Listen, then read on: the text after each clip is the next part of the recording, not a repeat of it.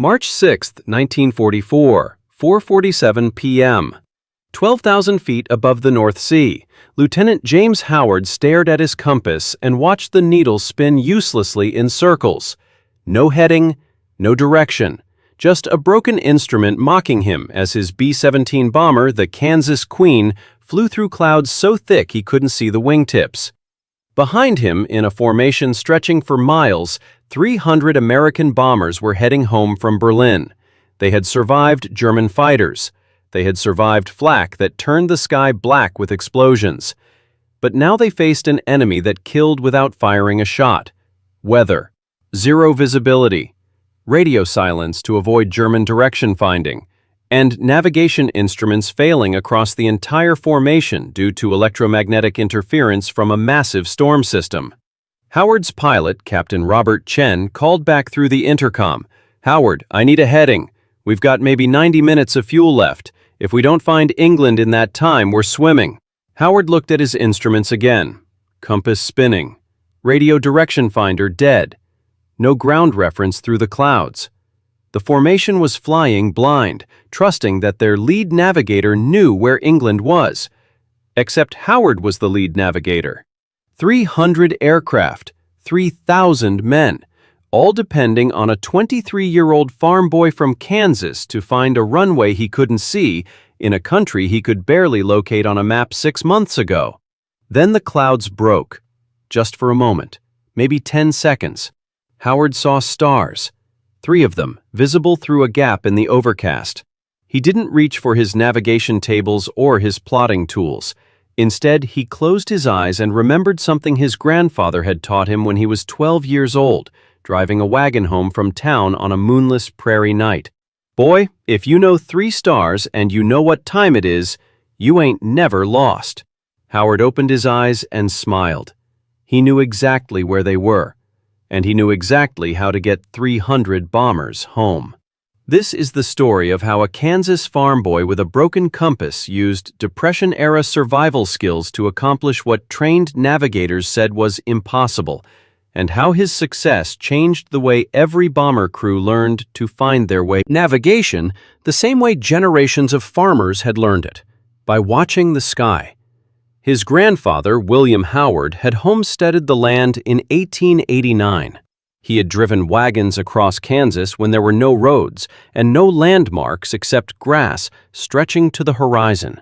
William taught James how to read the stars, not with instruments or charts, but by memory and observation.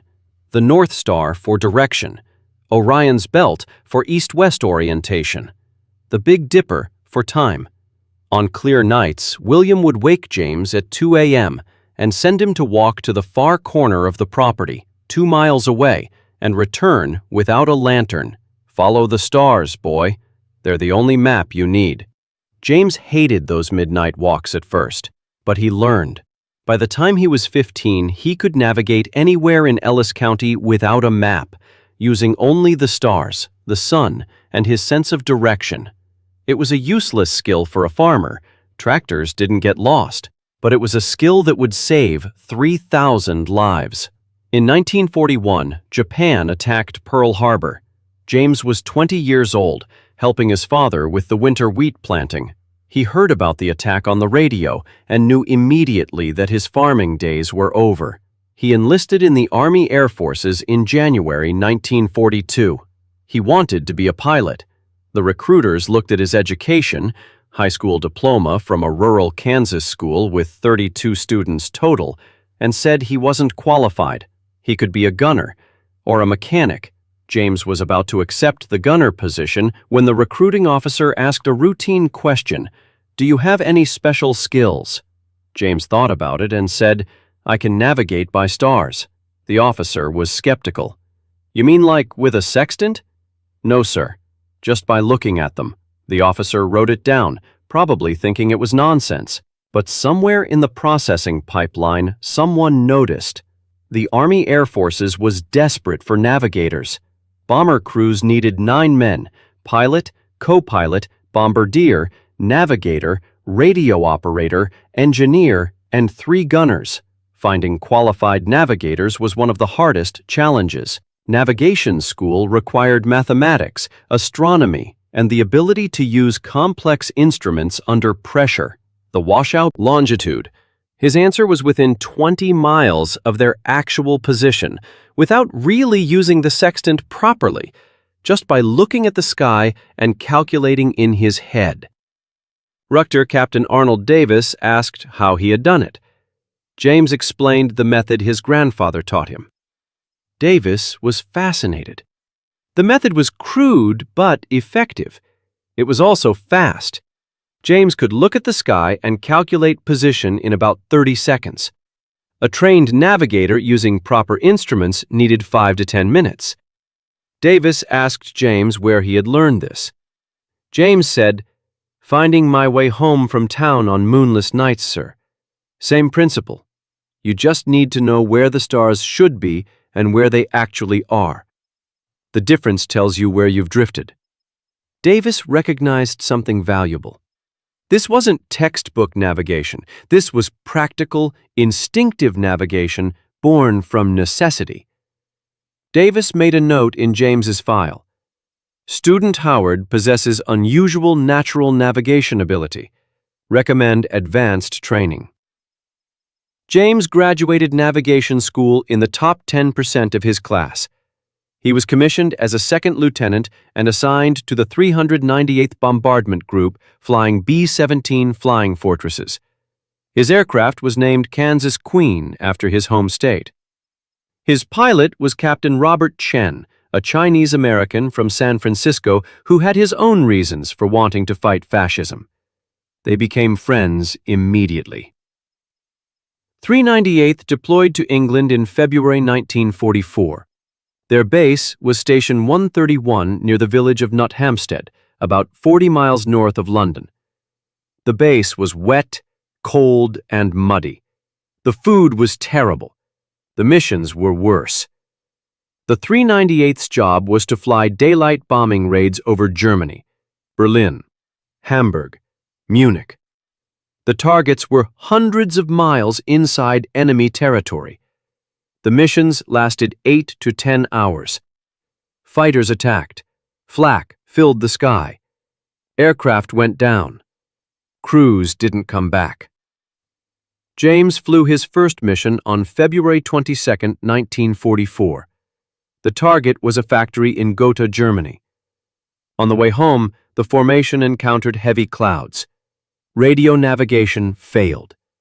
Several aircraft got lost and landed in neutral Sweden. In relation to visible ground features, he was learning to navigate by intuition, the way he had learned to navigate the Kansas prairie.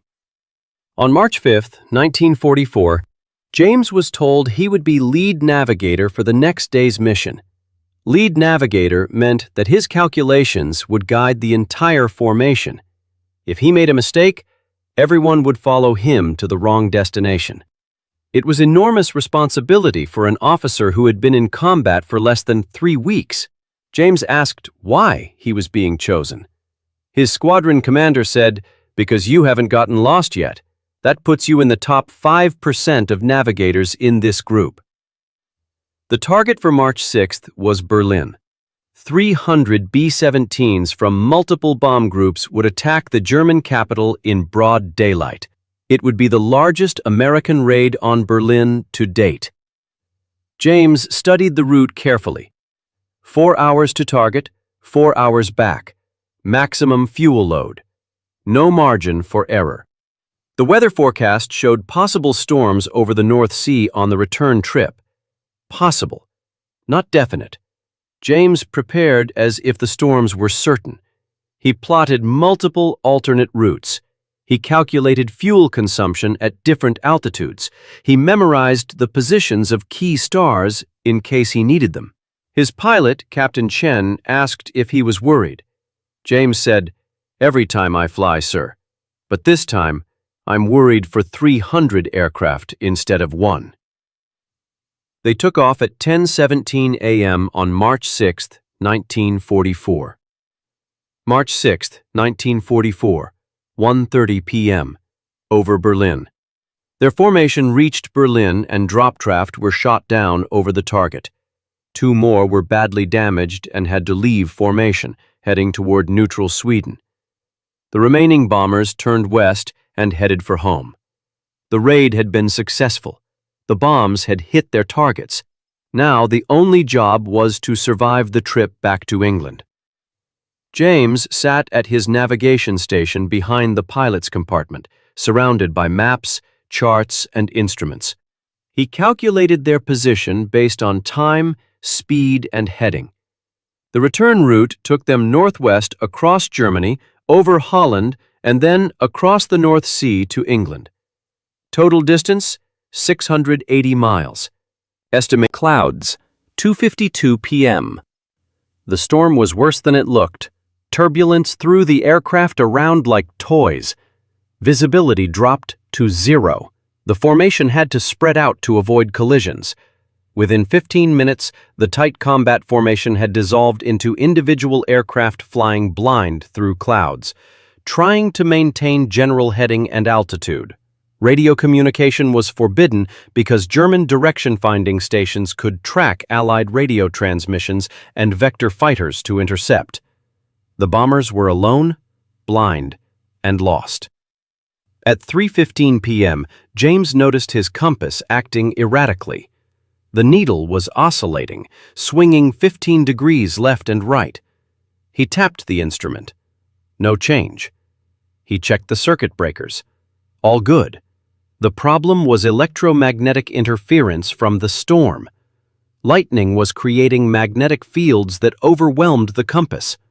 He reported the problem to Captain Chen. Chen asked other aircraft on the formation frequency if they were experiencing similar issues. The responses were grim. Nearly every aircraft reported compass problems. Some were complete failures, with needles spinning uselessly. Chen asked James, "Can you navigate without a compass?" James said, "I can try, sir." What he didn't say was that he had never tried dead reckoning navigation in 0 visibility with a formation of 300 aircraft depending on his calculations. Dead reckoning meant calculating position based on speed, time, and estimated wind drift. It was always an approximation. Small errors accumulated into large ones. A 1-degree error in heading meant you would miss your target by 1 mile for every 60 miles traveled. They were 400 miles from England. A 2-degree error would put them 13 miles off course. In good weather, 13 miles was nothing. You could see the coastline and correct. In 0 visibility, 13 miles meant flying past England into the Atlantic Ocean and running out of fuel over empty water. James pulled out his plotting board and started calculating. He knew their last confirmed position, over the Dutch coast at 2:52 p.m. He knew their heading, 285 degrees, roughly west-northwest. He knew their speed, 180 miles per hour.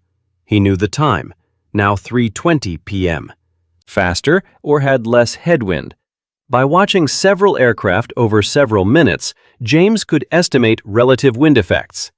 He watched for 10 minutes and calculated. The wind was from the north, pushing the formation south. Speed approximately 40 miles per hour. That meant for every mile they flew west, they were drifting 0.22 miles south. James recalculated their position.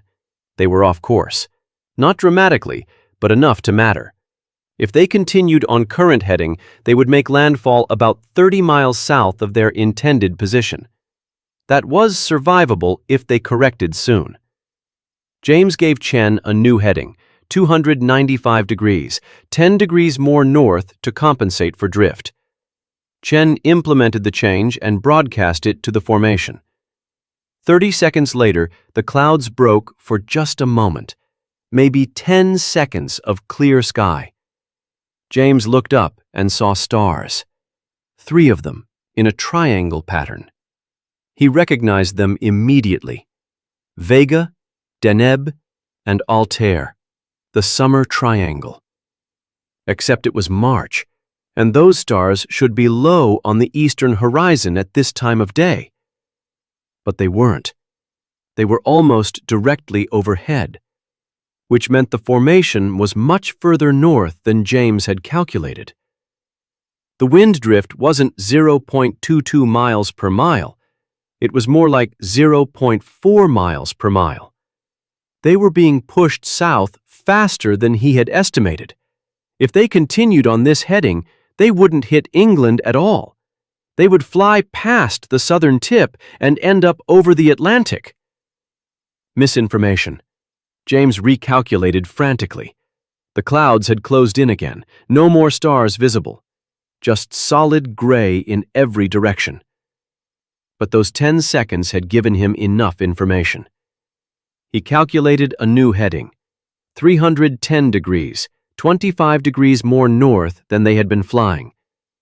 It felt wrong. That heading would take them towards Scotland, not England. But the stars didn't lie. If Vega, Deneb, and Altair were where he had seen them, then the formation was already south of their intended track and drifting further south every minute. James told Chen the new heading. Chen hesitated. "Howard, 15 minutes. If we don't, I was wrong and we need to turn south immediately." At 4:38 p.m., the radio operator shouted, "I've got a signal. British radio beacon." The formation had found England. They were 22 miles north of their home base, but well within range. They had enough fuel to reach the base with an average of 12 minutes remaining. 12 minutes of fuel. Less than 40 gallons. Some aircraft landed with less than 5 minutes remaining. But they all landed. All 27 aircraft that had followed James's navigation made it home safely. The other aircraft, the ones that had continued on the original heading, were not as fortunate. 15 aircraft landed at alternate bases, out of fuel or nearly so. 3 ditched in the English Channel, and their crews were rescued. 1 was never found. The crew was listed as missing in action, presumed dead. March 7, 1944. Station 131, Nothampstead. James was summoned to the base commander's office the morning after the mission. Colonel William Patterson sat behind his desk with James's mission report in front of him. Patterson was a regular Army officer, a West Point graduate who had been flying bombers since 1938. He looked at James for a long moment before speaking. "Lieutenant Howard, I've been reading your mission report. You navigated this formation home using dead reckoning and star sightings through cloud breaks. Is that correct?" "Yes, sir." "Your compass was malfunctioning. You had no radio navigation. You had 0 ground reference for most of the flight. Yet you brought this formation to within 22 miles of base with only 1 wrong turn. How?" James wasn't sure how to explain. He tried, "Sir, when you can't see where you are, you have to calculate where you should be based on where you were and what's happened since then. I knew our last confirmed position. I knew our speed. I estimated wind drift by watching other aircraft. When I saw stars briefly, I confirmed our position was off and corrected. It's the same method I used growing up in Kansas. If you know where you started and you know how you had done anything extraordinary, he had just used common sense and the skills his grandfather had taught him. But to the Army Air Forces, what James had done was revolutionary. He had successfully navigated a large formation through a major storm using primitive techniques that predated modern instruments, and he had done it better than navigators who relied on technology. April 1944, Navigation Training Program. Disillusion. James began teaching emergency navigation techniques to every navigator in the 398th Bombardment Group. His classes were different from standard navigation school. He didn't focus on instruments and charts. He focused on principles: how to estimate wind drift by watching cloud movement, how to calculate position from time and speed, how to identify stars quickly without reference tables, how to use the sun's position for rough heading checks, how to navigate by intuition when instruments failed. Some navigators were skeptical. They had been trained to rely on instruments. The idea of navigating by watching clouds and memorizing star positions seemed primitive, but James proved his methods worked. He took navigators up on training flights and deliberately disabled their instruments. Then he had them navigate back to base using only the techniques he taught. The failure rate was high at first, but the navigators who practiced improved quickly.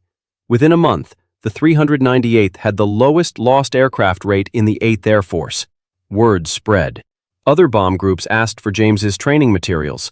8th Air Force Headquarters requested that he write an official manual on emergency navigation techniques. James spent 2 weeks writing what would become Technical Manual 398-44 NAV, Emergency Navigation Procedures for Heavy Bombardment Operations. The manual was distributed to every bombardment group in England. It included sections on dead reckoning without instruments, celestial navigation without a sextant, and wind drift estimation using formation observation. The manual became standard reading for all bomber navigators. Techniques that James had learned as a farm boy in Kansas became official doctrine for the United States Army Air Forces. Lives were saved. Aircraft that would have been lost to navigation failures made it home. James's methods worked because they were based on fundamentals that didn't require technology. When instruments failed, the fundamentals remained. James continued flying. "I wanted to thank you for saving my life. I never thought your farm boy navigation tricks would work. I was wrong. When everything failed and I was lost in the clouds, I remembered what you taught me. Watch the clouds. Calculate the drift. Find a star if you can. Trust your math. I did all of that, and I made it home. Thank you." Kept that letter for the rest of his life. May 8, 1945. Victory in Europe. The war in Europe ended on May 8, 1945. Germany surrendered unconditionally. The bombers stopped flying. The bases in England began closing. James had survived 35 combat missions, hundreds of hours in enemy airspace, countless encounters with fighters and flak. He was 24 years old. He looked 40. The stress and exhaustion of combat had aged him prematurely. But he was alive, and more importantly, many of the men he had trained were alive because he had taught them how to find their way home. James returned to the United States in July 1945. The Army Air Forces asked him to stay in the service and continue teaching navigation. He declined. He had joined to fight a war. The war was over. He wanted to go home. He was discharged as a captain in September 1945 and returned to Kansas. The farm was still there. His parents were older but healthy. The wheat fields looked exactly as he remembered them. It was as if the war had never happened. Except it had. James was different. He had seen things no farm boy should see. He had done things no one should have to do. But he was home. He tried to return to farming. He worked the land with his father. He helped with the harvest. But it felt wrong. The farm was too small. The sky was too empty. He kept looking up, expecting to see formations of bombers. But there were only clouds and birds. In 1946, James left the farm again. He enrolled at the University of Kansas on the GI Bill. He studied mathematics and astronomy. He got a degree in 1950. He became a high school teacher in Wichita, Kansas, teaching mathematics and physics. He taught for 32 years. He never talked about the war. His students didn't know he was a war hero. Every year to remember the men they had served with and the missions they had flown. The 1992 reunion was held in Dallas, Texas. James attended, as he had attended every reunion since 1980. He was 71 years old, retired from teaching, living quietly in Wichita with his wife of 45 years. At the reunion dinner, the group historian gave a presentation on notable missions flown by the 398th. The March 6, 1944 Berlin raid was highlighted. The historian described the mission, the storm, the navigation failures, and James's successful navigation using dead reckoning and star sightings. Then the historian asked James to stand and say a few words. James was reluctant. He had never been comfortable with public speaking, but he stood and faced the room of veterans. He said, "I've been asked to talk about that mission. I don't remember much. It was 48 years ago. I was scared. My instruments didn't work. I did what I was trained to do. Or actually, I did what my grandfather trained me to do. I looked at the sky and figured out where we were. I don't think I did anything special. I just used common sense. But I'm glad it worked. I'm glad we all made it home." He sat down. The room was silent. Then one man stood and started clapping. Then another. Then the entire room. Standing ovation. For 5 minutes, 200 veterans applauded. Some were crying. These were men who had faced death in the skies over Germany, men who had seen friends die, men who had lived when they should have died, and they were honoring the farm boy navigator who had brought them home when everyone thought they were lost. After the dinner, men came up to James and shook his hand. Some told stories. "I was in your formation that day. We followed you home. You saved my life." Or, "I was in another formation. We didn't follow your heading change. We barely made it home. I always wondered if we should have followed you. Now I know." Or, "You taught me navigation in 1944. I used your techniques 6 times. They worked every time. Thank you." James listened to each story. He thanked each veteran. And he thought about his grandfather, William Howard, who had taught a 12-year-old boy how to navigate the veterans who flew with him. James Howard's legacy endures. His emergency navigation manual, Technical Manual 398-44-NAV, was used throughout the remainder of World War II and into the Korean War. Elements of his techniques are still taught in military survival schools today. The principle remains the same. When technology fails, fundamentals prevail. Reimbursement. The lesson of James Howard's story is not that technology is bad or unnecessary. Technology is essential. Modern navigation systems are vastly superior to the crude methods James used in 1944. But technology can fail. Instruments can break. Systems can malfunction. And when they do, the person who understands the underlying principles can still find their way home. The person who only knows how to use the tools is lost. Lang understood this because he came from a world where self-reliance was not a choice, but a necessity. Growing up on a Kansas farm in the 1920s and 1930s meant learning to solve problems with limited resources. You couldn't call for help. You couldn't order replacement parts. You had to figure it out yourself, using whatever you had available. That mindset, that ability to improvise and adapt, was what saved 270 lives on March 6, 1944. The veterans who flew with James never forgot him. At the 398th Bombardment Group reunions, his name was spoken with reverence. James Howard, the farm boy navigator who brought us home. It became a legend within the group. The young lieutenant who had accomplished the impossible with nothing but skill, courage, and the wisdom of his grandfather. In 2018, the 398th Bombardment Group Memorial Museum in Nothampstead, England, added a permanent exhibit about James Howard and the March 6, 1944 mission. The exhibit includes his navigation instruments from that mission, including the broken compass that spun uselessly as he guided 300 bombers through the storm. The compass is displayed with a plaque that reads, "When instruments fail, principles endure." Lieutenant James Howard proved this on March 6, 1944, when he navigated 300 aircraft home through zero-visibility weather using only dead reckoning and celestial navigation. His success saved our hundreds more untold stories from World War II waiting to be discovered. Subscribe to ensure you never miss these remarkable accounts of courage, sacrifice, and transformation.